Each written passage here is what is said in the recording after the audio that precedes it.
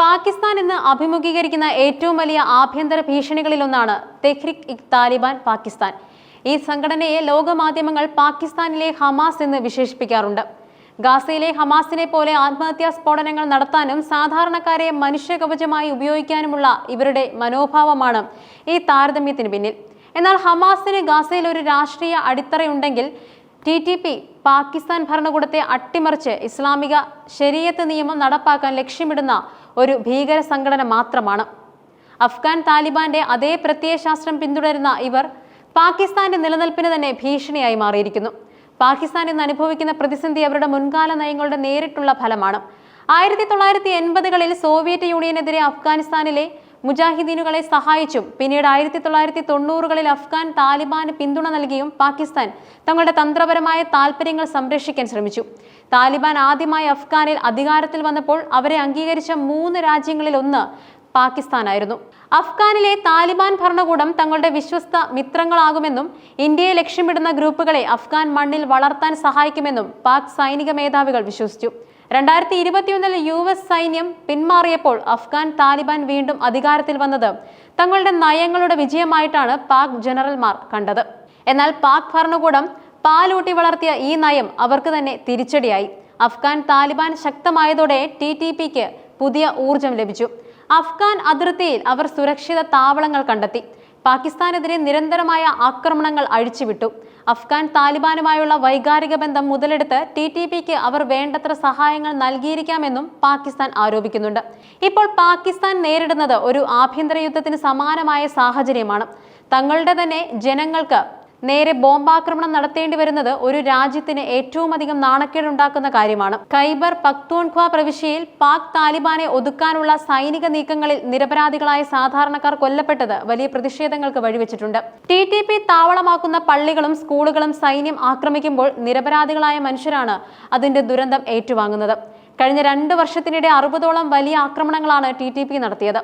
സൈനിക താവളങ്ങളും പോലീസ് സ്റ്റേഷനുകളും പൊതുസ്ഥാപനങ്ങളും എല്ലാം അവർ ലക്ഷ്യമിട്ടു. TTPയുടെ കിരാത ആക്രമണങ്ങളിൽ ഏറ്റവും ഭയാനകമായത് 2014 പെഷവാറിലെ ആർമി പബ്ലിക് സ്കൂളിൽ നടന്ന കൂട്ടക്കൊലയാണ്. സൈനിക യൂണിഫോം ധരിച്ചെത്തിയ ഭീകരർ 132 കുട്ടികളെയാണ് അതിക്രൂരമായി കൊലപ്പെടുത്തിയത്. ഈ സംഭവം ലോകമെമ്പാടും വലിയ ഞെട്ടലുമുണ്ടാക്കി. ഈ ആക്രമണം പാക് സൈന്യത്തിന്റെ നീക്കങ്ങൾക്കുള്ള പ്രതികാരമാണെന്ന് TTP പ്രഖ്യാപിച്ചു. ഈ സംഭവത്തിന് ശേഷം അന്നത്തെ പ്രധാനമന്ത്രി നവാസ് ഷെരീഫ് TTPയെ പൂർണ്ണമായും ഉന്മൂലനം ചെയ്യുമെന്ന് പ്രഖ്യാപിച്ചെങ്കിലും അത് പൂർണ്ണമായി നടപ്പാക്കാൻ ഇന്നും സാധിച്ചിട്ടില്ല. സാമ്പത്തികമായി തകർന്ന പാകിസ്ഥാൻ അടുത്ത കാലത്തെടുത്ത ഒരു കടുത്ത തീരുമാനമായിരുന്നു രേഖകളില്ലാത്ത 22 ലക്ഷത്തിലധികം അഫ്ഗാൻ അഭയാർത്ഥികളെയും കുടിയേറ്റക്കാരെയും പുറത്താക്കുക എന്നത്. ലോകത്തെ ഏറ്റവും കൂടുതൽ അഭയാർത്ഥികൾക്ക് താവളമായ രാജ്യങ്ങളിലൊന്നാണ് പാകിസ്ഥാൻ. അഫ്ഗാനിസ്ഥാനിലെ യുദ്ധവും ഭീകരവാദവും കാരണം ലക്ഷക്കണക്കിന് ആളുകളാണ് പതിറ്റാണ്ടുകളായി പാകിസ്ഥാനിലേക്ക് പലായനം ചെയ്യുന്നത്. TTPക്ക് അഫ്ഗാനികളാണ് സഹായം നൽകുന്നതെന്ന ആരോപണവും ഈ തീരുമാനത്തിന് പിന്നിലുണ്ടായിരുന്നു. ഇപ്പോൾ നാടുകടത്തപ്പെടുന്നവരിൽ പലരും പാകിസ്ഥാനിൽ ജനിച്ചു വളർന്നവരാണ്. അഫ്ഗാനിസ്ഥാനിൽ താലിബാൻ ഭരണകൂടം വന്നതോടെ ഭയന്ന് പാകിസ്ഥാനിലേക്ക് അഭയം തേടിയെത്തിയവരും ഇപ്പോൾ തിരിച്ച് അതേ രാജ്യത്തേക്ക് പോകാൻ നിർബന്ധിതരാവുകയാണ്. ഇത് മറ്റൊരു വലിയ മാനുഷിക ദുരന്തമായി മാറിക്കൊണ്ടിരിക്കുന്നു. ഏകദേശം $4 ബില്യൺ അഫ്ഗാൻ ഉടമസ്ഥതയിലുള്ള സ്വത്തുകൾ പാകിസ്ഥാൻ സർക്കാർ പിടിച്ചെടുത്തെന്നും ആരോപണങ്ങൾ ഉയരുന്നുണ്ട്. സാമ്പത്തികമായി തകർന്ന പാകിസ്ഥാന് ഇതൊരു സാമ്പത്തിക നീക്കമാണെന്നും ആക്ഷേപങ്ങളുണ്ട്. എന്നിട്ടും ഈ നീക്കം കൊണ്ട് മാത്രം പാക് താലിബാനെ ഒതുക്കാൻ കഴിഞ്ഞിട്ടില്ല. TTP ഭീഷണി വർദ്ധിച്ചതോടെ പാകിസ്ഥാനും അഫ്ഗാൻ താലിബാനും തമ്മിലുള്ള ബന്ധം വഷളായി. ദീർഘകാലം താലിബാനെ പിന്തുണച്ച പാകിസ്ഥാൻ ഇപ്പോൾ അവരുടെ നേതാക്കൾക്കുള്ള പ്രത്യേക പരിഗണനകൾ പിൻവലിച്ചു. TTPക്ക് അഫ്ഗാൻ മണ്ണിൽ സുരക്ഷിത താവളങ്ങളുണ്ടെന്നും അഫ്ഗാൻ ഭരണകൂടം അതിന് മൗനാനുവാദം നൽകുന്നുവെന്നും പാകിസ്ഥാൻ ആരോപിക്കുന്നുണ്ട്. എന്നാൽ താലിബാൻ ഈ ആരോപണങ്ങൾ നിഷേധിക്കുകയാണ്.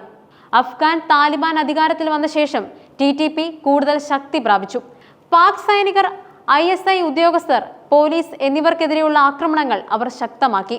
പഞ്ചാബ് പ്രവിശ്യയിലെ ഒരു വ്യോമസേനാ താവളത്തിൽ ആക്രമണം നടത്തി TTP 3 വിമാനങ്ങൾക്ക് കേടുപാടുകൾ വരുത്തിയത് ഇതിന് ഉദാഹരണമാണ്. ഇത് പാകിസ്ഥാൻ നേരിടുന്ന സങ്കീർണമായ ഒരു പ്രതിസന്ധിയാണ്. ദീർഘകാലമായി അവർ പിന്തുടർന്ന തീവ്രവാദത്തെ പ്രോത്സാഹിപ്പിക്കുന്ന നയങ്ങൾ ഇപ്പോൾ അവർക്ക് തന്നെ തിരിച്ചടിയായിരിക്കുകയാണ്. TTPയെ പൂർണ്ണമായും ഉന്മൂലനം ചെയ്യാനാവാത്തതും അഫ്ഗാനിസ്ഥാനുമായുള്ള സംഘർഷം രൂക്ഷമാകുന്നതും പാകിസ്ഥാന്റെ ഭാവിക്ക് വലിയ വെല്ലുവിളികളാണ് ഉയർത്തുന്നത്. ഈ പ്രതിസന്ധിക്ക് ഉടനടി ഒരു പരിഹാരം കണ്ടെത്താൻ കഴിഞ്ഞില്ലെങ്കിൽ അത് രാജ്യത്തിന്റെ സുരക്ഷയ്ക്കും നിലനിൽപ്പിനും ഗുരുതരമായ ഭീഷണിയാകും.